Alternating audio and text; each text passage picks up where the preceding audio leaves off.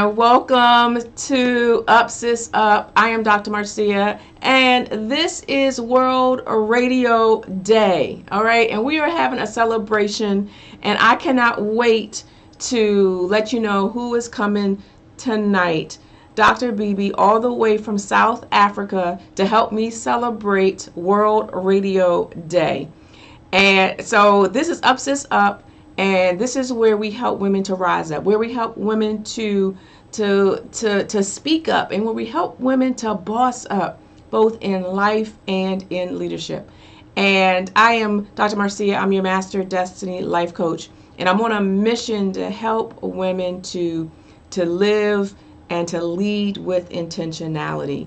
And so my guest, as I'm about to bring her on, we met a few years ago. She has a podcast. She's a physician, and she also has a bigger message these days. She's an author. She's a speaker, and there's just so many other things that I could say. But what I want to do, I just want to bring her on. I want to bring her on, and I have something very special to share with you as well. Something that's a little exciting. Okay, so I'm gonna go ahead and bring her in. Dr. BB, welcome. Hello. How are you? I'm good. How are you? I am excellent. So I know. Tell us. I know you're in South Africa. Okay, and tell me exactly where. Today I'm in Secunda, which is in Mpumalanga, because South Africa has 9 provinces. So I'm in the Mpumalanga province today because this is where I'm working.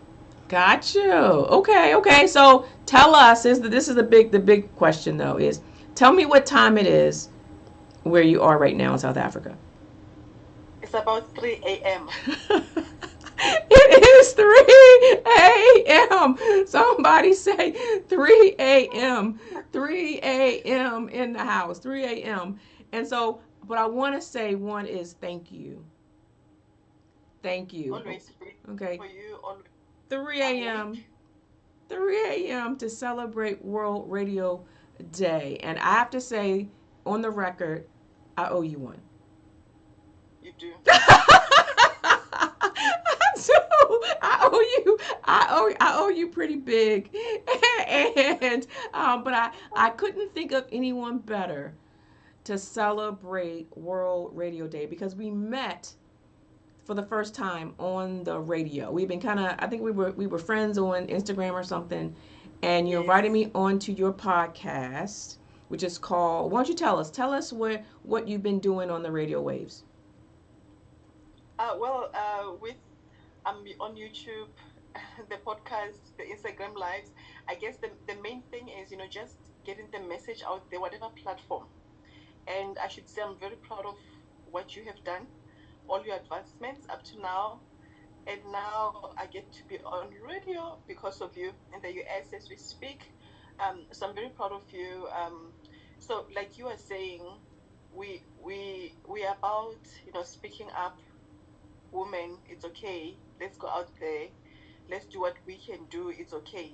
We have Mm-hmm. what it takes, Mm-hmm. but we all need the encouragement. We need somebody who's going to be role modeling this to say it's okay. Somebody's doing it. Okay, it means I can do it because all of us do depend on that role modeling.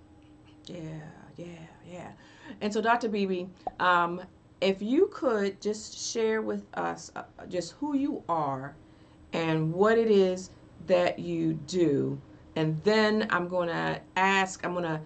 gonna celebrate you a little bit for the new position that you are taking on. Go ahead. Okay, so I'll introduce myself as Dr. B. Phetla. So B, the one B stands for Boitumelo, which means joy. Mm-hmm. And fortunately, I'm quite joyful because you hope your name means something and something good. Um, I'm a medical doctor by profession, later acquired an MBA. I'm married for 15 years now, 3 kids. I still do my clinical work as a medical doctor or physician, as you'd call it. But I'm also, partly on the side. I'm doing coaching, I'm speaking, I've authored 2 books. Currently appointed as the Chief Wellness Officer for Pan African Chamber of Commerce, which deals with matters in Africa and the diaspora. So basically, it's matters in my portfolio, health related, business related, in worldwide, basically. Yeah, yeah. That is amazing. Okay, it is amazing. And I want to congratulate you on your new role. Okay, you said Chief Wellness Officer of Pan African Chamber of Commerce. And that, like, when I saw it, I was like, that's my friend. And I celebrate you in this role. And first of all, I am just so excited that we're able to have this conversation. I'm in the US, you're in South Africa. We're both physicians or both medical doctors. You are doing your thing over there. And I wanted to break this down a little bit. And I wanted to start with the Chamber of Commerce. Okay? Because the thing is that when I first read the name of it, I thought you were bringing health to business. But what it sounds like is that you're bringing business to health. Is that right? Both are correct. Both. Both Okay. are correct. Okay. Okay. Yeah, you're such a because you thought of both scenarios. You're correct. Either way. Okay. Okay. Because and so I'm sorry. Go ahead. okay, so it's eventually about in terms of my portfolio, um, the health entrepreneurship part. So there is no business, there is no country, there is no entity that can survive without health. So it's about positioning health within the business side of things and also getting the business side of health healthy. So both ways are correct because sometimes we only focus on the one and it's not Mm-hmm. sustainable. So it's an interlinked thing that you cannot separate because health needs money, Mm-hmm. people making money, the money sector needs healthy people to make the money. Yeah. Yeah. Okay, so let's start with the Chamber of Commerce. So we all know that is business. Okay. I know there are many that may be listening that are part of their Chamber of Commerce. Okay. And that is pretty much when you step into a Chamber of Commerce, they're about making money. Okay. They're about partnerships. They're about leveraging. They're about how can we survive as a community, right? Build alliances. Okay, so that's one, the Chamber of Commerce. The next thing is I noticed in the name is Pan African. Okay, tell me what is, and it says to me global, but tell me what's the range of of the geographic location of where you cover. Okay, so another thing that is unique about our chamber is the element of adding the health portfolio because most of the time the health is not factored because the focus is purely on business. But now adding the angle of health within the business because they are interlinked. You cannot separate them. So I loved it about our chamber. It's a unique angle, I understand. So we are registered in South Africa and interestingly in Atlanta, USA. I know, Really? yeah. And we are busy trying to get registered in Australia. So Really? the Pan African part is understanding that as Africans, we are worldwide, we're everywhere. So now just being able to Mm-hmm. get the reach worldwide, whether you're in the US, whether you're in South Africa, whether you are in the UK. So just understanding there's a platform for you to be doing whatever trade within the countries, within the continents. So it's something that is quite, I think it's bombastic. Bombastic is the right word. Bombastic, but then bring it to, bite size is wherever that we are now when it comes to the wellness portfolio. to try to see how we can actually marry the business part of things to health, wellness, Mm-hmm. basically. Mm-hmm. Okay. So Pan African extends to Australia, extends to the U.S. in Atlanta. So the other piece of this is the being the chief wellness officer. Okay, so that's easy for me to wrap my head around. You know, you're a medical doctor, you've been practicing for a long time, and we're at a place where wellness is big in the world. Tell me how those three pieces, to the chief wellness officer, the Pan African, and the Chamber of Commerce, all come together in what it is that you do. Okay, so my main role is to create platforms for conversations, for programs, any ideas, solutions to saying how do we make sure that entities, business entities, embrace wellness, because it's not a luxury. The wellness part of it is actually a basic need. It's Mm-hmm. not something that by the way. So being able to encourage it, position it through conversation, through platforms, whatever it takes, for us to have those conversations, and seeing what are the needs in different countries, different organizations, and bringing that in through events, directly wellness events, or even because we cannot do this without other sectors. So the main thing would be creating these platforms using, we have to be innovative. How do we improve access to this, to health? How do we improve quality? Because um, people are hungry for quality, Mm-hmm. but they're also concerned about cost, and we cannot do anything without innovation. So being able to integrate these three, so meaning you're working with so many other sectors and you need to have like an overall overview of the different sectors, how you integrate them, be able to work with other fields for you to be able to be a team player Mm-hmm. in bringing to life this accessible, this affordable, innovative healthcare. Yeah. So Yeah. I was going to ask you, what are the differences, or one of the needs in the Pan African community, and then how is it different? But you mentioned it. You said access, you said quality, and then you said cost. Okay, and those and, things are, go ahead, and innovation. and innovation. Okay, those things are similar to what we deal with in the U.S. So, Dr. Beebe, walk it down for me how big of a problem access and quality are, and what are some of the platforms or some of the ways that you and your organization are kind of trying to make it better. Yeah, and just to start off with, to say, access and cost, they're global matters.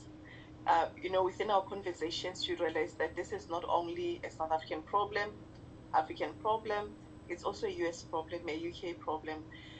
So this is where you need, entities like this and others that come in between and say, how do we partner to improve on? Because if we all wait for the government to regulate, to create, it never happens. But in the meantime, day to day, people need access to health as a basic need, and they also need quality healthcare, because if you have access but you get there and there are no resources, whether staff or expertise or medications, then it's compromised. So Mm-hmm. part of the bigger vision is eventually to be able to partner and source, support, to have clinics that will be able to be um, created and built worldwide at some point. But obviously, we'll start small, start South Africa, then move to the next country,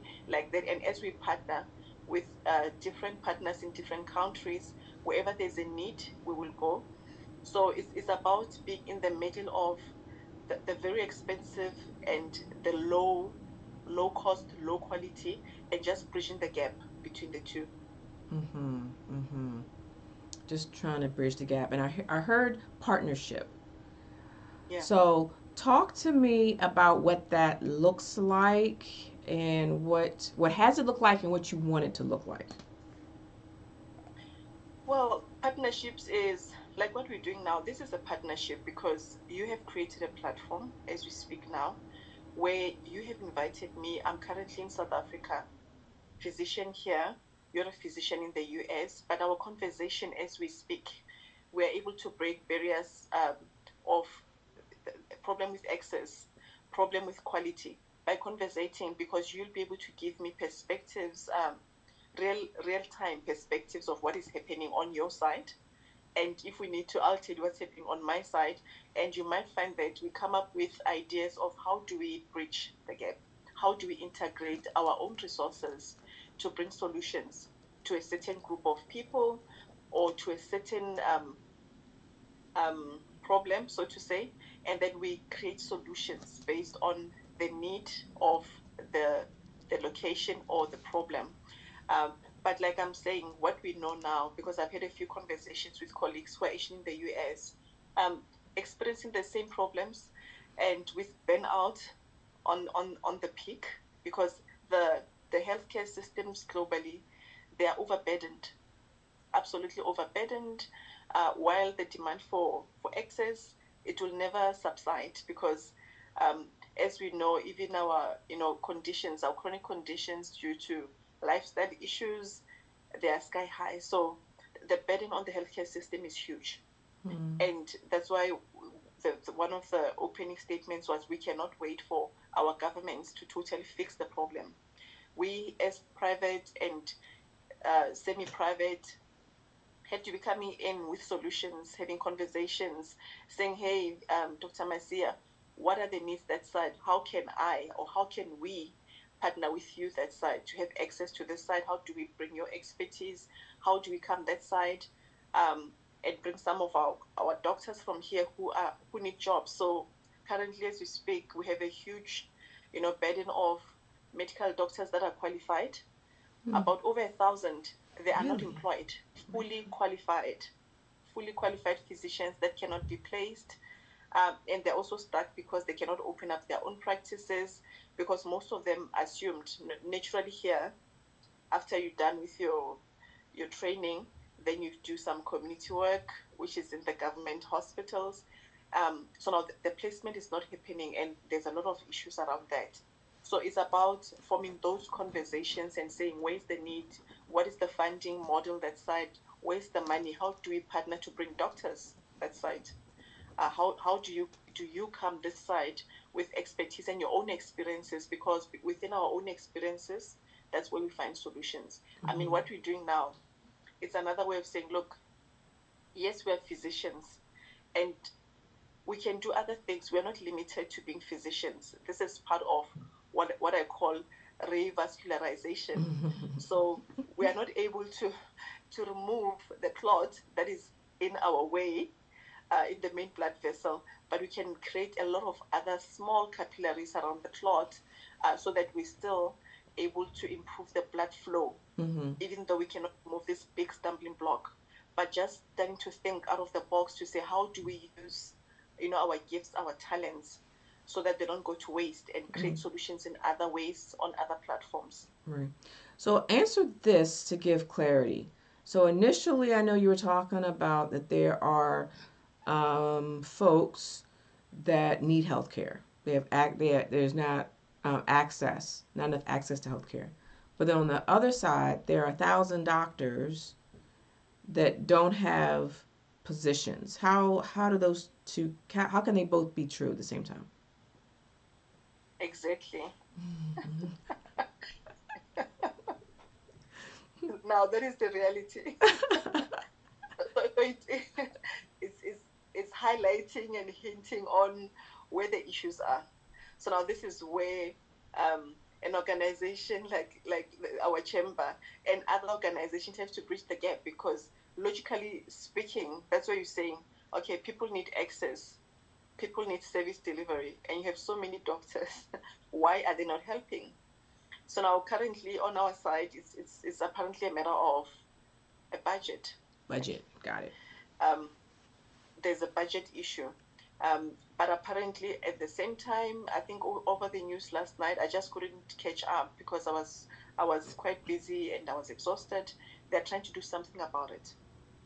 So I'm not sure as we speak today what is the situation, but this was the situation a few days ago. Mm-hmm, mm-hmm.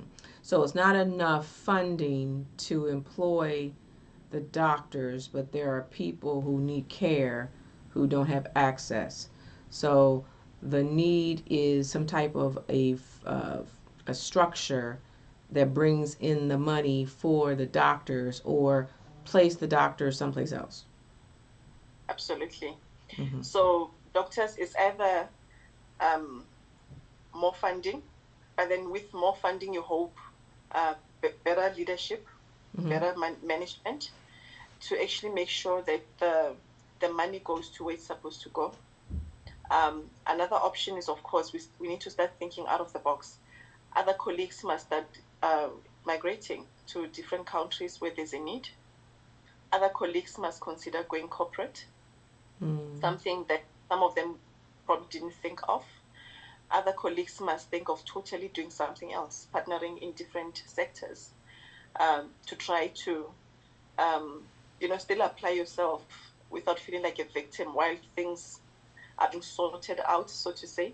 So it's a lot of different solutions depending whatever resource that you have, idea that you. That's why these conversations are important because as we're speaking, somebody might be listening and say, "Oh, I never knew that on the ground this is the situation, but I have a solution. I have this type of contribution that I can make to relieve the problem." Mm-hmm. Because some of the media is obviously managed, so we don't always get information as it happens. So sometimes you need people on the ground to say, "This is what we are experiencing, and this is what we are doing. This is how we are adapting." Yeah. So let's bridge the gap with what I know about your new role.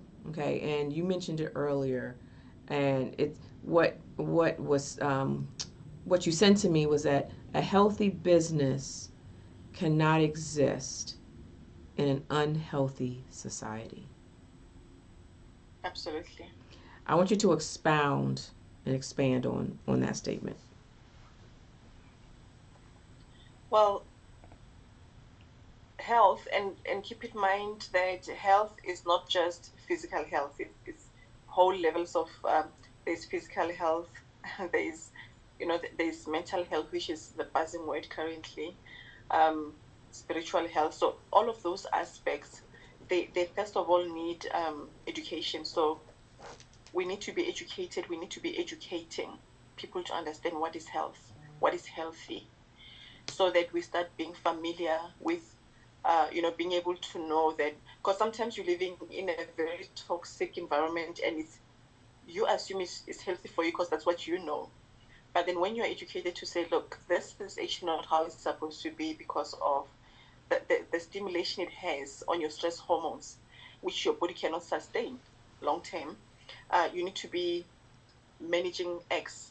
Um, and if you have a medical condition, make sure you're treating, get to your healthcare centers, get your medication. Is not actually for fun because of the long term effects. Mm-hmm. And when you're healthy yourself, before you're even into the business sector, when you are not healthy, you cannot show up anyway Mm-hmm. as as a parent, as a partner, let alone in the workplace. So it's about first of all just educating people, educating ourselves, because even for us as healthcare providers, we are so burnt out, and because of our own training and our personalities and always trying to be the heroes and being over responsible, we end up over exerting ourselves Mm-hmm. to a point that we become useless to our own patients because we're always trying to think, okay, let me push harder, let me push hard, let me see two more, let me do 2 more hours, that we forget to listen to our own bodies. So with executives, with business people, entrepreneurs, they also need that education to understand that what is health? How does health look like? Health is not something that is actually subjective, because we know we can bring it to a science. We can check stress hormones, we can check certain ailments of the body to predict if somebody is actually healthy, because it predicts function. Mm-hmm. So the education is important, first of all, and then once you do education, then you create programs to support what you're saying. You create programs to support what you're saying, and you also make sure that you improve on the access, so that even after you've educated, you've created programs of support, of making sure that it's part of, day to day, in people's workplaces, people as entrepreneurs. Then they start engaging with health differently. And as you know, when you are burned out, or when you have a medical condition undiagnosed, your decision making is affected also. Mm-hmm. Your decision making is totally compromised. So just making people understand that, look, before you're the executive, before you're the entrepreneur, before you are whatever, role, whatever role that you have to be healthy. Yeah. It's easy to talk about, the financial health, but we need to be talking about, financial health of the individual, levels to it. And also obviously depending on, Maslow's hierarchy of needs, because it also predicts the level of healthcare that we need. But amazingly, beyond that, everyone needs to be in a certain state of functionality, Mm-hmm. and it depends on your vitality Yeah. and what you know about what vitality is. Yeah. So I'm going to do a throwback to your book, which is called Life and Business Minds, correct? Yeah, Okay. When real I life, say it again. real life and business minds. Yes. So I want to talk about life and business. And one of the things that I say as I am coaching is that your business is only as strong as your life. And so but we try to lean too much on the business, and the life is over here happening. And as we say in the U.S., sometimes life be lifing. But what happens is that the business now starts to fall apart because we're struggling in life, and but that means we're struggling in business. But to co-sign what you're saying, when your health is in line, now your business can now grow because they need to go together. You can't have one without the other, and we have to start with the health side of things. Absolutely. It's correct. So health is not even, that's what I'm saying, health is not even a luxury thing to say, Mm-hmm, do mm-hmm. I want health or not? You have to be healthy. You have to be vital for you to be able to engage on platforms, Mm-hmm. on responsibilities, because you even engage better. You show Yeah, up better. yeah, You produce because better. you are okay. Yeah, yeah. So I think I saw that you published a second book. So I was one of the writers of the forward. I was very exciting. I am now published internationally. So I love that. And you had how many authors in that book? The first one. So in our real life and business minds book, where the anthology, where you are one of the Mm-hmm. forwarders, by Mm-hmm. the way, and Mm-hmm. thank you for that. I really appreciated that, and there was no way that I wouldn't have you, because I said I'm not leaving out the special people in my life. Thank you. It was great.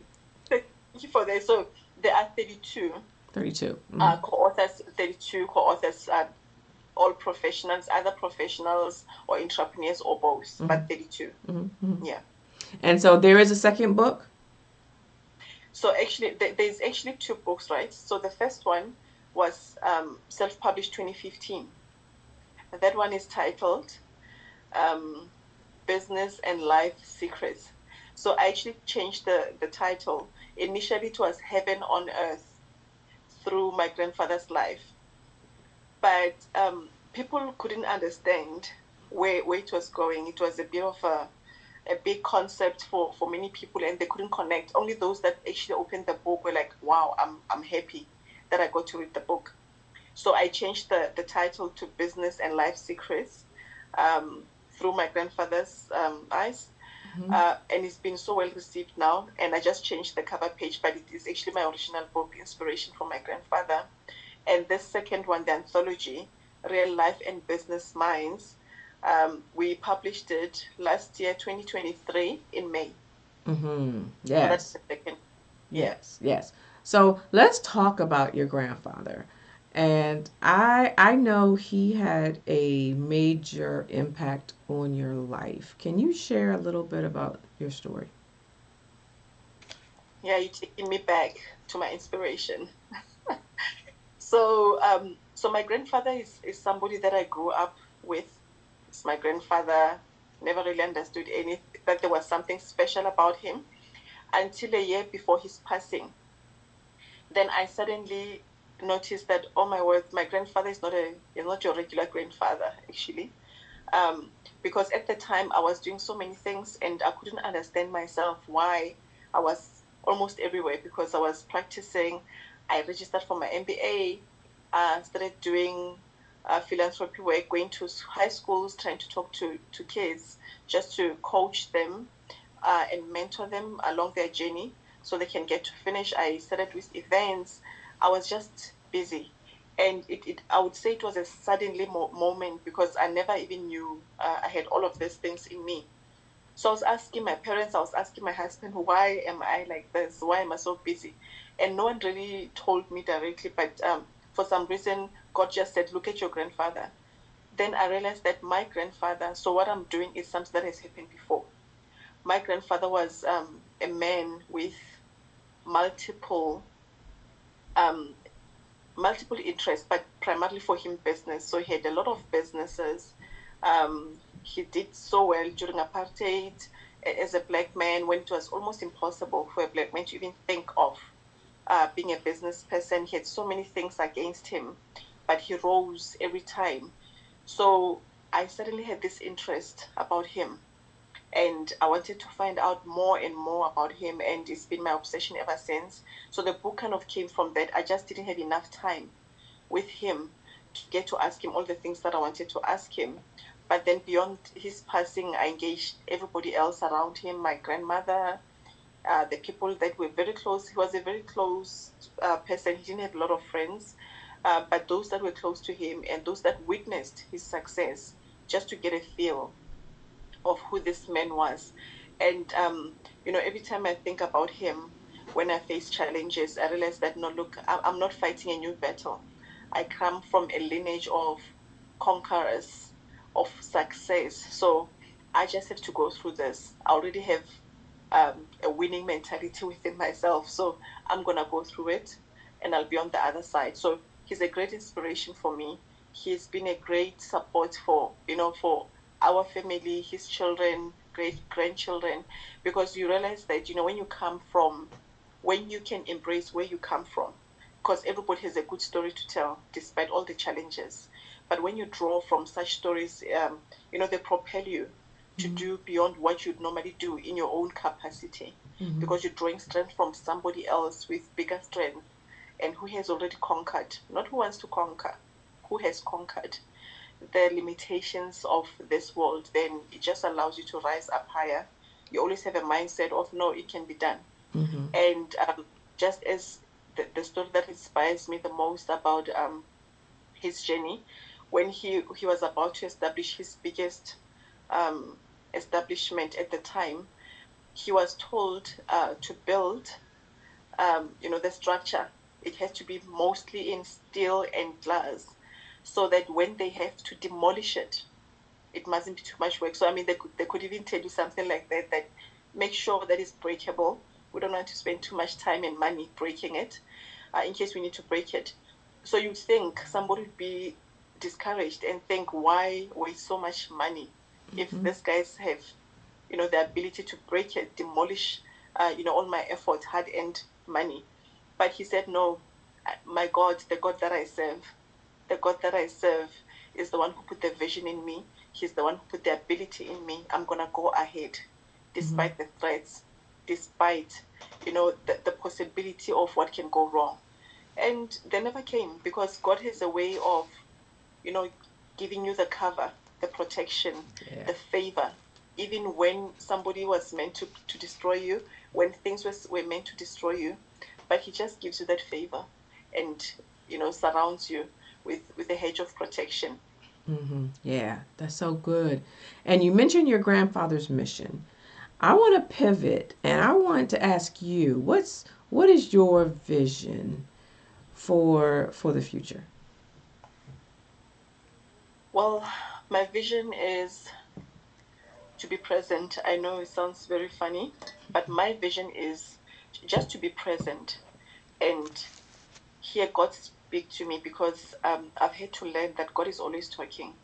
And as much as you make plans, you want to you want to keep your finger on the pulse in terms of being close to God and hearing where He's taking you to, where He's leading you to, because that's where you're supposed to be, and that's where you'll achieve the best of um, the experiences that this world has to offer, and that's where you'll be able to give of your best when you are in sync with where you're meant to be. So we can do all the other things, yes, develop ourselves, create great networks, get great roles, get more money. But I think for me, the greatest thing that I've learned from my grandfather and what I read in the book is I just want to be present and hear God. I want to see Him in everything, because that is the greatest gift, when you realize that you already exist on a plane where you can experience have the most intense experiences for yourself that inspire you to break cycles, to break limitations, to overcome adversities. And not only that, but experience the beauty, the deepest beauty that no one is going to tell you about, that is in the simplest things. Because everyone is pushing us to bigger, better. But they don't tell you what it takes for the bigger, better. And they don't tell you, as you're going up there, as you're increasing, your expectations, not to give up, by the way, but bigger, better in terms of things that cannot be bought.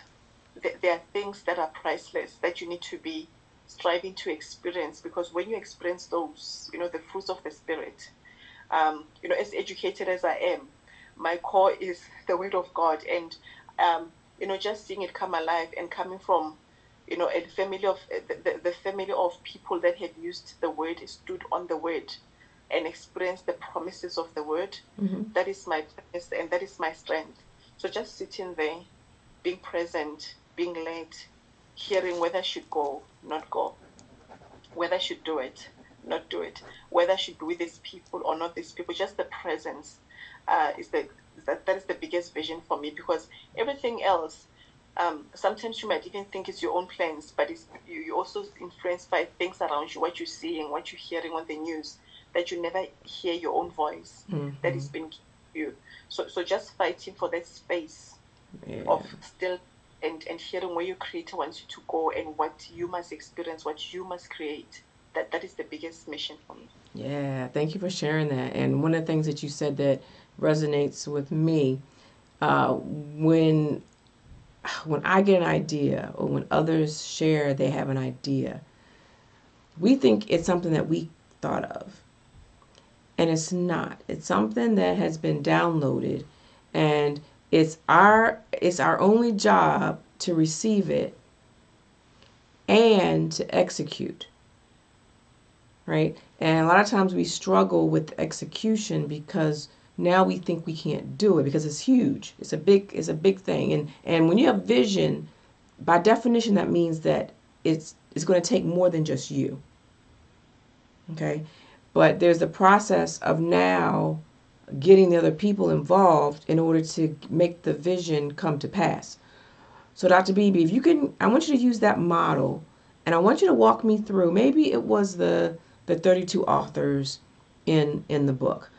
Maybe it's you saying yes to this new role as the chief wellness officer. Maybe it is something else. But I want you to use an example to show how the vision came and how you executed as a way to show those that are listening that they can do it too. Okay, let me talk about the book with the 32 co-authors, right? So literally what you said is literally like that. I was just sitting, relaxing, and God said, look on your side. There was a side table. There was a book with about 48.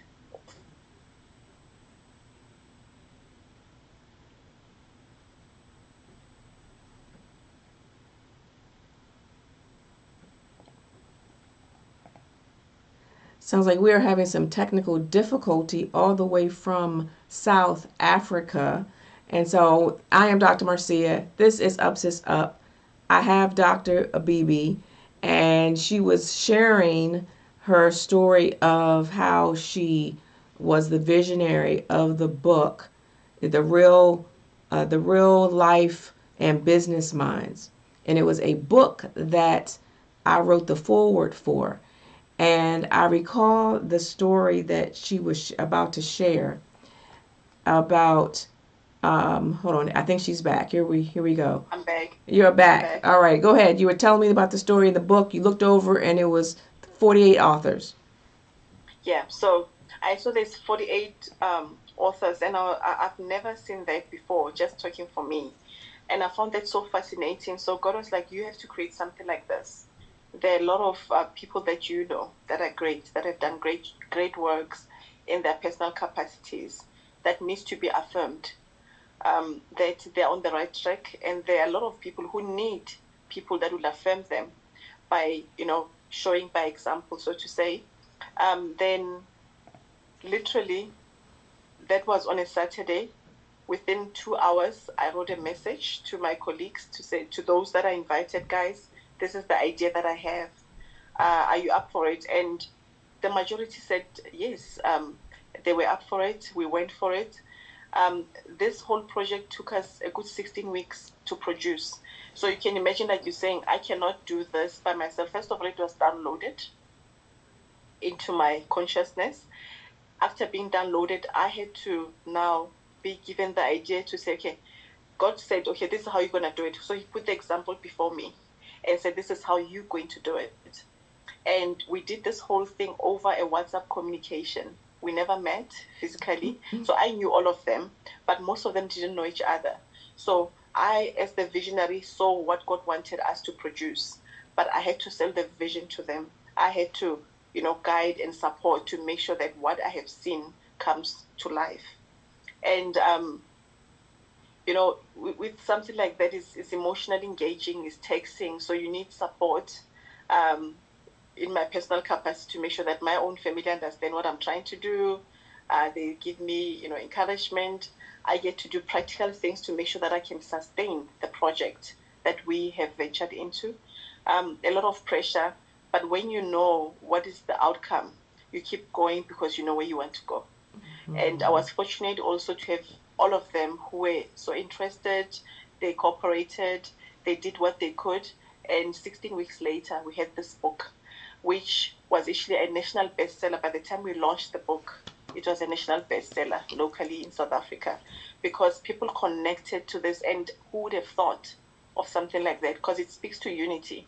Remember, by nature, we actually love togetherness, unity, doing stuff together, sharing stories. So people love it for the fact that, oh my God, how did you do it? How did you manage to have so many people agreeing on one thing and cooperating? And most of these people are executives. And how did you get executives who naturally would have big egos? Everybody wants to have their own voice. How were you able to get them to work together and produce this item? And this is where you see that only God could have done that because there's no way that I could have done it in my personal capacity. And it was beautiful. And I've seen lots of pictures of. I know I saw the book launch and all the places where you have gone with the book. And I think when you did the book launch, that was the first time that these authors had kind of met each other and they were actually in the same room together, right? Yep, absolutely. Amazing. Absolutely. Yeah, Amazing, it was an amazing. awkward moment for everyone, but very exciting. Like, oh, you did chapter 5. Okay, you did chapter 12. So you've also created a big community of of humans, people, individuals that suddenly have a bigger family. Suddenly people that didn't know each other, love each other, can support each other and create things together. Right. Just by this, yeah, by Right. this book. Yep. You Yeah, created collaboration and absolutely. relationships. And I was having a conversation Absolutely. actually this morning about we're looking to get someplace down the road, but we discount the relationship that's happening right now. Right? This conversation right now from the U.S. to South Africa happened because we started a connection on social media. And then you reached out to say, hey, can you jump on my podcast? And I'm like, sure. And then I reached to you like, hey, do you want to come? You were my guest speaker for my summit, the Destiny Exposure Summit, right? And then that led to the next thing and to the next thing. And so now we are connected forever, and we can celebrate our wins, celebrate our successes, but also we can dig down deep during the times of struggle and the times of needing to bridge the gap.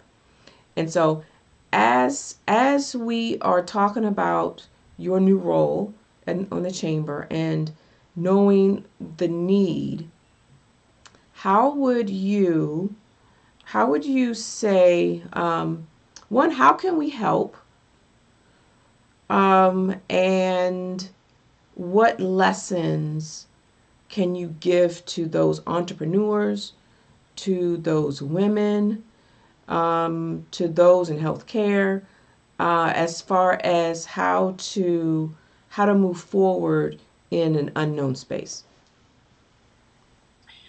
Um, Unknown spaces are part of life. You'll Mm-hmm. always have unknown spaces. So first of all, just embrace that. That will always happen. And just having the skills to navigate around, you know, those foreign spaces, new spaces, um, and embracing that. Look, you cannot do anything by yourself. Are my visuals still good? Sorry, Yes, am I good? you're good to go. Okay, okay. So just embracing that. Look, there's nothing that you can actually get done by yourself. Just embracing the relationships and embracing the lessons, because along the way there's always somebody who has a lesson for you, has the information you need, the support you need to move forward. So it's okay to be in to experience something that overwhelms you, to know that you need to make the next step, but you don't feel fully equipped. So it's about reaching out to people that are equipped. Get a coach, get a mentor, um, identify somebody that is doing what you want to do so that you can get the motivation, the support. And just be affirmed within yourself and always understand that, look, everybody's born perfect, complete in that sense. But again, you will not experience that perfection or that completeness without collaboration and partnerships and relationships, because somehow God made it that you always need something from somebody else. So there is no way that you can just walk out there and just be great. Greatness comes from the support, Mm-hmm. the advices, you equipping yourself, developing yourself all the time, being at the right spaces, and the right space and the right people comes with that intuition. But that intuition is fully equipped when you understand that you must be well yourself. You must be well, Mm-hmm. and you must embrace wellness. And the biggest part of it also is, we need to start teaching ourselves, going back a little bit, just understand the generation before you, 2 generations before you, because there are always generational traits that keep repeating themselves, good or bad, Mm-hmm. that can limit your intelligent self today, that you don't understand that as intelligent as you are, as equipped as you are, why do you keep making certain decisions, why you actually say to certain people that sabotage your own growth, your own capacity, so that once you are aware of what are these limiting beliefs that you are born with, so to say, that were created before you, that keep existing, then you can cut them off, because once you're aware, you start making different choices, choosing different people, so that you advance your own growth today, so you're more impactful, um, in your dealings, in how you think, in what you do, understanding that it goes beyond you. If you can sort yourself out, you'll be able to impact people better beyond Mm-hmm. yourself in Yeah. any position that you hold. Yeah. Yeah. Yeah. Good stuff. So this is World Radio Day, and I want to know as we get ready to close.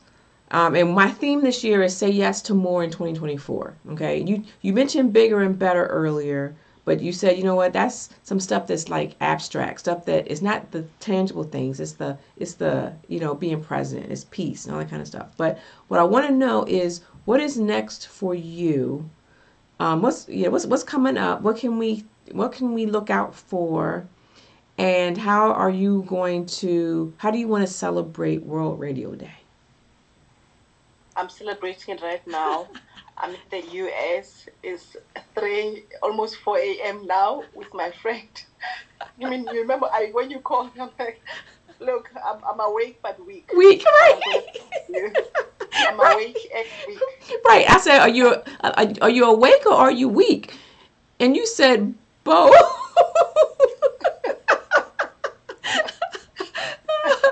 Love it. Love it.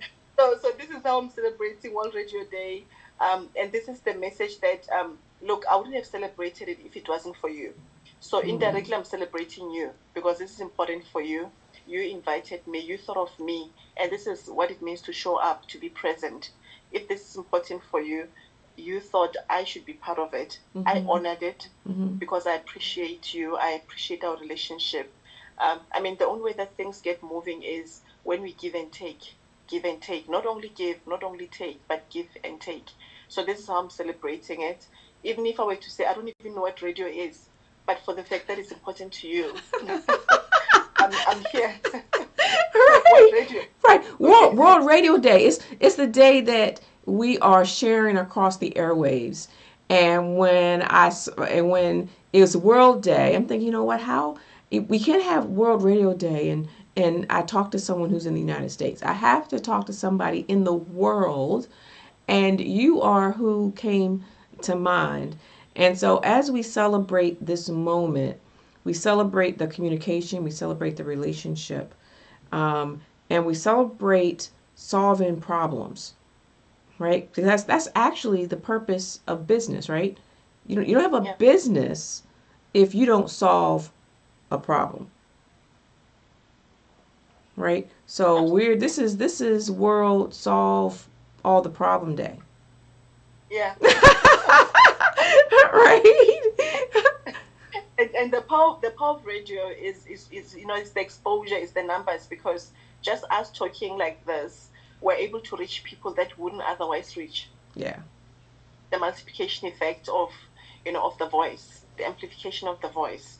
Yeah. So it is definitely a great day, something to consciously remind us of the impact of our voices, the amplification of this voice, and the responsibility of the voice that we have to use our voices responsibly for impact, not just for fun, not just for fame, but it has to be really impact that you look back and say, I'm glad I did it. Somebody will come over to you and say, look, thank you for sharing, thank you for creating that platform. Mm-hmm. Because of what you said, Yeah. because of the people that you invited. Yeah. Here is how my life got better.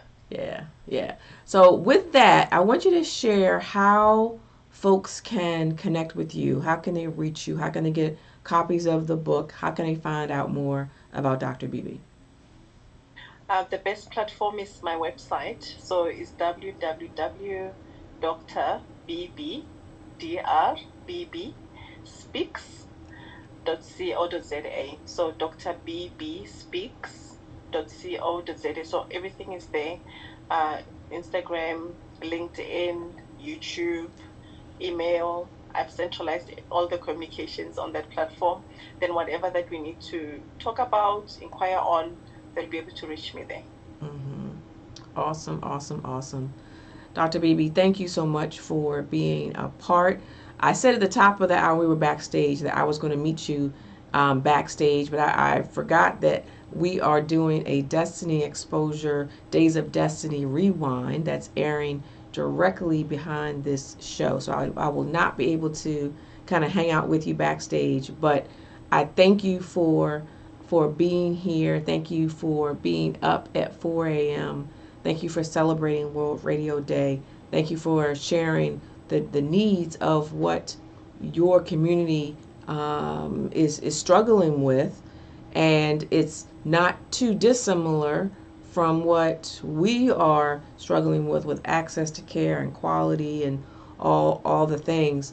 But I am prayerful that there will be a moment of partnership, of solution driven communication that will help to bridge that gap, and that we may continue to go to bigger and better and have healthy bodies, healthy lives, but also healthy businesses. Absolutely. And I just want to thank you for, entrusting me with your platform, allowing us to conversate, trusting that I'll be emotionally and psychologically stable 3 a.m. in the morning. Substance. Yes, look, and you look fabulous. Your skin is glowing at at 4 a.m. Look, the last time we had a call, we were on air. It was earlier in the evening, and your son wanted you to come and tuck him in. So, Yeah. prayerfully, he's asleep. That's not a Yeah. problem. That's not an issue tonight. Yeah. But I bid you and your family much success, much health, and much prosperity. Thank you. I wish you nothing less. Thank you. All right. Thank you so much. Go to bed. I will. Okay. Thank you. All right. Take care. Bye bye. Bye. That was Dr. BB. It's such a great soul, great interview, and I'm just so excited to be able to connect continents on this World Radio Day. It has been amazing. So much good information, but also good touch points. And we heard about faith. We heard about solutions, and we heard about the legacy of a grandfather. And right now, Dr. Beebe, she is walking that out, and she's now living and leaving a legacy for her children. Hi, and welcome to the Girl Boss Life Academy. I am Dr. Marcia, and I am your Master Destiny Life Coach. And I specialize in helping women to discover who they are, to decide what they want, and then to deliver on their destiny. But what is a girl boss? And I believe every strong woman is powered by the girl boss inside, who is strong, who is tenacious, who is powerful, but who also needs to be encouraged, who also needs to be supported, and who also needs to be loved. And that's what we do here at the Girl Boss Life Academy. And so we help you to redefine who you are, help you to refocus on your goals, and also helps you to redirect your path so that you get to that destination. I remember when I needed that life coach, the decades upon decades of me not knowing the answers, me not feeling confident to make the decisions I needed to make. And so that is what we do here at Girl Boss Life Academy. I use my transformational coaching method to help you to boss up both in life and in a leadership. For those that are ready, go ahead and click and register to get my free gift to you. And you can also learn more about the coaching program. It's time to boss up both in life and in leadership.